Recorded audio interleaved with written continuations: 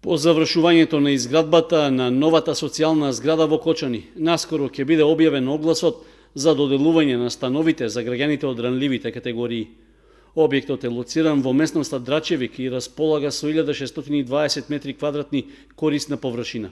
Се градеше со средства од Акционерското друштво за изградба и стопанисување со стамбен и деловен простор.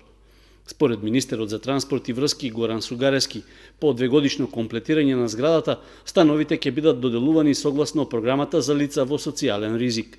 Во соработка со Министерството за труд и социјална политика, очекуваме во најскоро време да биде распишен јавен повик за доделување на 43 социјални станови, значи станови за најранливите категории. Бидејќи зградата е завршена, во моментов е формирана комисија меѓу Министерството за труд и социјална политика и Министерството за транспорт и врски и очекуваме некаде до крајот на месецот или почетокот на наредниот месец да биде распишен овој јавен повик за доделување на тие социјални станови за ранливите категории. За изградбата на Ламела 2 на социјалната зграда во Кочани инвестирани се околу 54 милиони денари, а таа располага со станови од 35 и 45 метри квадратни. Со проектот, чија реализација започна кон крајот на 2015 година, покрај Кочани опфатени беа и скопската општина Бутел, како и Ресен, Демирхисар и Прилеп.